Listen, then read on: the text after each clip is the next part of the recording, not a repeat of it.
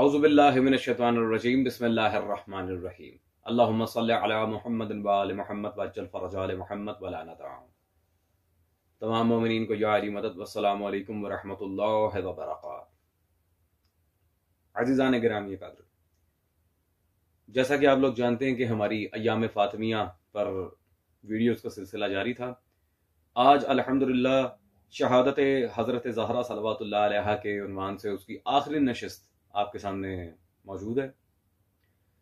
آج کی ویڈیو میں بیسیکلی ہمیں اہل سنت برادران کو یہ ثابت کرنا ہے کہ مرزا انجینئر صاحب نے حضرت عمر کا بالخصوص جھوٹا دفاع کرنے کی کوشش کی ہے، اور گزشتہ سال بھی ہم نے کتاب سلیم بن قیس اور حضرت ابان بن ابی عیاش سلام اللہ تعالی علیہ پر جو ویڈیو بنائی تھی اس پہ شیعہ بہن بھائیوں کو تو بہت زیادہ ہیلپ آؤٹ ہوا ہی تھا۔ اہل سنت حضرات کے بھی آپ کمنٹس دیکھ رہے ہیں کہ انہوں نے بھی بہت زیادہ داد و تحسین پیش کی اور حق کھل کر دنیا کے سامنے آیا تھا کہ حضرت عمر قتل سیدہ کے مجرم ہیں۔ خیر، تو عزیزان بلا تاخیر چلتے ہیں مرزا انجینئر صاحب کی ویڈیو کی طرف، اور وہ ایک روایت جس پر کوئی اہل سنت اعتراض نہیں کرتا، اس میں مرزا انجینئر صاحب نے ایک بے ڈھنگے طریقے سے اعتراض کرنے کی کوشش کی ہے۔ آپ ان کی ویڈیو دیکھیں، پھر انشاءاللہ تبارک و تعالی ہم جواب آپ کے سامنے رکھتے ہیں دلائل کے ساتھ۔ البتہ ایک روایت ہے جو اہل سنت کے گلے میں پھنسی ہوئی ہے، میں تو اس روایت کو صحیح نہیں سمجھتا۔ مصنف ابن ابی شیبہ سے میں نے مسئلہ نمبر 66A کے اندر بھی اس کو بیان کیا ہے کہ سیدنا عمر نے دھمکی دی تھی فاطمہ کو جب ان کے گھر میں میٹنگ ہو رہی تھی خلافت کے والے سے کہ میں تیرے گھر کو آگ لگا دوں گا، اور وہ کہتے ہیں جی سنی کتابوں میں آگ لگانے کا ذکر ہے، پھر لا بھی دیتی بارش۔ تو یہ روایت بھی جو ہے نا جی، یہ جو راوی بیان کر رہے ہیں نا زید بن اسلم، جو حضرت عمر کا غلام ہے اسلم، اس کا بیٹا جو ہے زید بن اسلم ان سے بیان کر رہا ہے، وہ اس وقت تک سیدنا عمر کی غلامی میں نہیں آیا تھا جب یہ واقعات ہوئے ہیں، لہٰذا یہ اس نے اسی وقت کہیں سے سنا ہوگا، اس وقت بھی تو اس طرح کے لوگ موجود تھے۔ جی عزیزان، آپ نے مرزا علی انجینئر صاحب کی ویڈیو دیکھی ہے جس میں وہ مصنف ابن ابی شیبہ کی ایک روایت پر اعتراض کر رہے ہیں۔ مصنف کی جو روایت ہے مرزا انجینئر صاحب نے اس پر اعتراض کیا ہے، اور زید بن اسلم کے لحاظ سے انہوں نے یہ کہنے کی کوشش کی ہے کہ جی وہ اس وقت جی حضرت عمر کے پاس ہی نہیں تھا، وہ ان کا غلام ہی نہیں تھا، یہ ہے وہ، اسی وجہ سے میں اس روایت کو صحیح نہیں مانتا۔ مرزا انجینئر صاحب دیکھیں، بات دراصل اس طرح ہے کہ آپ نے زید بن اسلم کے اس واقعہ سے مس ہونے پر نہ تو کسی کتاب کا حوالہ دیا ہے، نہ کسی تاریخی لحاظ سے ان کا وہاں نہ ہونا ثابت کیا ہے۔ ہونا سند میں دلیل موجود ہے، اور اس کی سند سے لے کے ایک ایک چیز پر، اصول پر بھی ہم بات کر کے جائیں گے اس ویڈیو میں۔ تو معذرت کے ساتھ بلا دلیل آپ کی اس جرح کو جرح مبہم کہا جائے گا، نہ کہ جرح مفسر، تو یہ بات بالکل خارج ہے۔ شاید آپ راویوں کی جرح اور توثیق کے معاملات، جو جرح و تعدیل کے معاملات ہیں، ان سے واقف نہیں ہیں۔ اللہ اکبر۔ مصنف ابن ابی شیبہ کی روایت پر آپ نے جو اعتراض اٹھایا ہے، اسی طرح مولوی محمد نافع ایک بہت بڑے ناسبی مولوی صاحب ہیں، ان کی ایک کتاب رحماء بینہم میرے ہاتھ میں موجود ہے۔ عزیزان، انہوں نے بھی اسی طرح کے الزامات زید بن اسلم پر لگائے ہیں کہ وہ مدلس تھا، یا یہ ہے یا وہ ہے۔ تو پہلی بات تو یہ ہے کہ اس روایت کے لحاظ سے اگر اس کی سند پر ہم بات کریں تو اس کی سند بالکل صحیح ہے۔ مرزا صاحب آپ کہتے ہیں کہ میں نہیں مانتا، اس کا مطلب یہ نہیں کہ اس روایت کی سند صحیح نہیں ہے۔ الحمدللہ یہ صحیح السند روایت ہے، اس پر دلیل ہم آپ کے سامنے پیش کیے دیتے ہیں۔ یہ میرے پاس موجود ہے اس وقت شاہ ولی اللہ محدث دہلوی صاحب کی کتاب ازالۃ الخفا عن خلافت الخلفاء، شاہ ولی اللہ، جلد نمبر 4 میں، مطبوعہ کراچی، صفحہ نمبر 131 پہ شاہ ولی اللہ صاحب دو ٹوک الفاظ میں اس روایت کے بارے میں واضح لکھتے ہیں۔ ابو بکر نے اسلم سے روایت کرتے ہیں کہ باسناد، ابو بکر اسلم سے روایت کرتے ہیں باسناد صحیح شیخین کی شرط پر حضرت عمر کا جناب سیدہ کے دروازے پر آنا اور یہ سارے معاملات کرنا، یہ صحیح السند روایت ہے، بلکہ با اسناد صحیح جمع استعمال کیے شاہ ولی اللہ نے۔ اس کی جتنی سندیں ہیں وہ ساری کی ساری صحیح ہیں بقول شاہ ولی اللہ محدث دہلوی۔ جی مرزا صاحب، میں آپ سے ایک سوال کرتا ہوں، جب شاہ ولی اللہ جیسا امام اہل سنت کہہ رہے کہ یہ روایت صحیح ہے، آپ کو کس نے حق دیا کہ اٹھ کے زید بن اسلم پہ ایک مبہم سے جرح کر کے لوگوں کو گمراہ کریں؟ بڑی معذرت کے ساتھ مرزا صاحب، یہ کوئی قابل قبول رویہ نہیں ہے جو آپ نے اختیار کیا ہوا ہے. چلیں فار ایگزامپل ہم اعتراضات مان لیتے ہیں. زید بن اسلم مدلس تھا، وہ وہاں نہیں تھا، اس نے سنا کے سب کچھ کیا ہے، ٹھیک ہے. اب مدلس راوی کی روایت اگر آپ یہاں پر لے رہے ہیں، اسے مدلس کہہ رہے ہیں، اسے تدلیس کا شکار کر رہے ہیں، تب بھی آپ اس روایت سے جان نہیں چھڑا سکتے مرزا صاحب. وہ کیسے؟ جامع الازہر مصر کے مدرس استاذ محمد ابو ظہو کی کتاب میرے ہاتھ میں موجود ہے، تاریخ حدیث و محدثین، وہ مکتبہ رحمانیہ. اس کتاب میں عزیزان صفحہ نمبر 398 پر استاذ محمد صاحب دو ٹوک الفاظ میں یہاں بہت سارے اصول و ضوابط کے معاملات کو طے کرتے ہوئے لکھتے ہیں، مندرجہ صدر بیان اس حقیقت کی آئینہ داری کرتا ہے کہ تدلیس اور کذب میں فرق ہے. ٹھیک ہے جی، تدلیس اور کذب میں فرق ہے.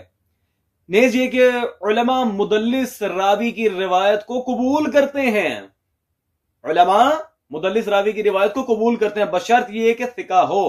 تو نافع صاحب کا بھی رد ہو گیا اور آپ کا بھی ہو گیا الحمدللہ. پیچھے تو کوئی بات ہی نہیں بچی مرزا صاحب.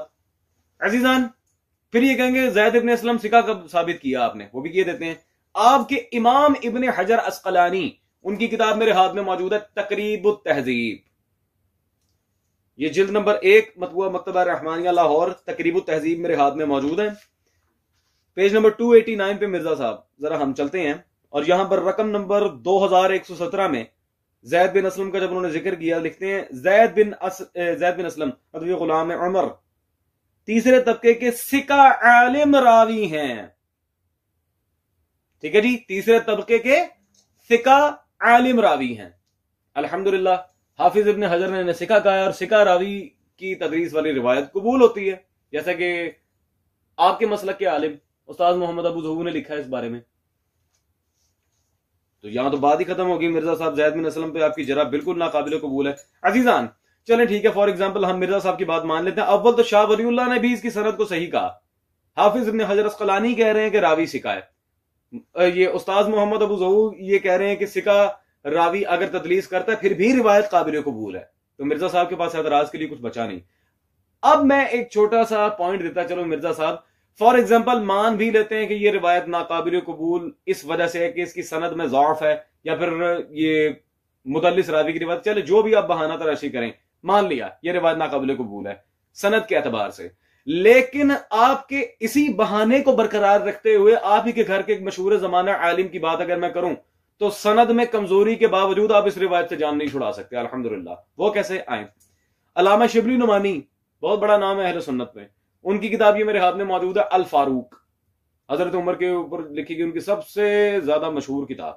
ویسے سیرت النبی، سیرت نعمان ابن ثابت اور بھی بڑی کتابیں لکھی ہیں. صفحہ نمبر 70 توصیف پبلیکیشن سے چھپی ہے.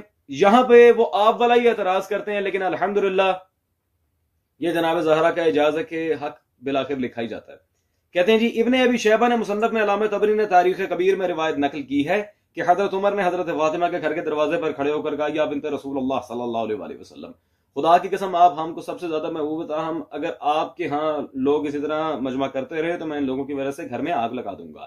آگے لکھتے ہیں اگرچہ سند کے اعتبار سے اس روایت پر ہم اپنا اعتبار ظاہر نہیں کر سکتے کیونکہ اس روایت کو روات کا حال ہم کو معلوم نہیں ہو سکا، تاہم روایت کے اعتبار سے اس واقعے کا انکار کی کوئی وجہ نہیں ہے. حضرت عمر کی تندی اور تیز مزاجی سے یہ حرکت کچھ بعید نہیں. عزیزان اول تو ہم ثابت کر چکے کہ اس کی سند صحیح ہے، اس کا راوی ثقہ ہے، لیکن اگر فار ایگزامپل مرزا صاحب اور مولوی نافع صاحب کے اعتراض کو مان بھی لیا جائے تب بھی یہ لوگ اس بات سے جان نہیں چھڑا سکتے، کیونکہ یہ کہاں علامہ شبلی نعمانی جیسا عالم ربانی کہاں اہل سنت کا، جب وہ کہہ رہا ہے کہ حضرت عمر سے بعید نہیں ہے، اس کے انکار کی کوئی وجہ نہیں ہے، اور سند کے لحاظ سے شبلی نعمانی صاحب نے ڈنڈی ماری ہے، جھوٹ بولا ہے انہوں نے بھی، کیونکہ سند صحیح ہے، شاہ ولی اللہ کہہ رہے ہیں صحیح ہے، تو پیچھے کیا رہ جاتا ہے؟ راوی ثقہ ہے، اور ثقہ راوی کی تدلیس والی روایت ویسے ہی آپ کے ہاں قابل قبول ہے، تو پیچھے رہ کیا گیا مرزا صاحب؟ یہ ناصر الدین البانی، زبیر علی زئی، مفتی اسحاق سے ذرا باہر بھی نکل کر دیکھیں، دنیا باہر بھی بہت زیادہ ہے. خیر عزیزان، اب ایک تلخ حقیقت کہ علماء اہل سنت نے جناب زہرا صلوات اللہ علیہا کی شہادت، ویسے تو 40 سے زیادہ کتب میرے پاس موجود ہیں اہل سنت کی جس میں یہ روایت موجود ہے، لیکن اب بالخصوص جو سنی مائیں بہنیں اپنے اس بھائی کو سن رہی ہیں، جو اہل سنت خواتین مجھے سن رہی ہیں، میں ان کا بھائی ہوں، کوئی ایسی بات نہیں ہے، ان اہل سنت خواتین سے، میری ماں بہنوں سے میں ہاتھ جوڑ کے گزارش کرتا ہوں، یہ ریفرنس میں صرف آپ لوگوں کے لیے کوٹ کر رہا ہوں۔ ایک اہل سنت پی ایچ ڈی اسکالر تھی ڈاکٹر سیدہ اشرف ظفر، ان کی کتاب میرے ہاتھ میں، یہ Sheikh Ghulam Ali and sons limited publications Karachi سے چھپی موجود ہے، الفاطمہ۔ یہ میں صرف اپنی سنی ماں بہنوں کے لیے دے رہا ہوں، شیعہ برادران و خواران کو تو آلریڈی کئی دلائل دے چکا ہوں، یہ صرف اہل سنت کے لیے ہے۔ یہاں پہ صفحہ نمبر 137 پہ حضرت عمر کے جناب زہرا کے در پر آگ لگانے کے لحاظ سے وہ تیسرا پوائنٹ لکھتی ہیں جہاں علماء نے تسلیم کیا ہے، چونکہ حضرت علی کے گھر میں متخلفین جمع تھے اس لیے یہ کرنا پڑا، اور آگے انہوں نے کئی دلائل اس پہ ذکر کی ہیں۔ یہ اہل سنت کی ایک جماعت کا انہوں نے قول نقل کیا، کچھ لوگ کہتے ہیں یہ نہیں ہوا، لیکن جو تسلیم کر رہے ہیں ان کے پاس دلائل ہی دلائل ہیں۔ یہ صرف میری اہل سنت بہنوں کے لیے۔ تو مرزا صاحب الحمدللہ، یہ میں کسی بریلوی دیوبندی اہل حدیث خاتون کا نہیں کہہ رہا تھا، یہ بھی سمپل اہل سنت ہے جنہوں نے یہ کتاب رکھی ہے۔ چلے آئیں مفسر قرآن، جنہوں نے بہت زیادہ خدمات کی ہیں اہل سنت کے لحاظ سے، تفسیر کے لحاظ سے، تراجم جو انہوں نے کیے ہیں کتب کے، اور بھی بہت ساری ان کی خدمات ہیں۔ ان کا ایک بڑا ایک منظم ادارہ ہے چشتی کتب خانہ، جناب حضرت مولانا سائم چشتی مرحوم، ان کی کتاب میرے ہاتھ میں موجود ہے البتول۔ اب یہ اس اعتراض کا جواب دے رہا ہوں کہ مرزا صاحب کہتے ہیں وہ جی گھر تک تو آگے تھے لیکن آگ نہیں لگائی تھی۔ مرزا صاحب بوگس بات ہے آپ کی، اس کے پیچھے کوئی حقیقت نہیں، پھر جھوٹ بولا ہے آپ نے۔ سائم چشتی صاحب سے پوچھتے ہیں تیری میری کا کیا فرق پڑتا ہے مرزا صاحب، آپ کے گھر کے عالم سے پوچھ لیتے ہیں۔ وہ اپنی اس کتاب میں 368 نمبر صفحے پہ جناب سیدہ کے جہاں القابات اہل سنت کے ہاں مشہور ہیں، انہوں نے ایک لقب بی بی کا یہاں پر لکھا جی، شہیدہ بھی ہیں مجیدہ بھی۔ شہیدہ، میری شہزادی کونین صلوات اللہ علیہا شہیدہ ہیں، بی بی کی وفات نہیں شہادت ہوئی ہے، شہیدہ۔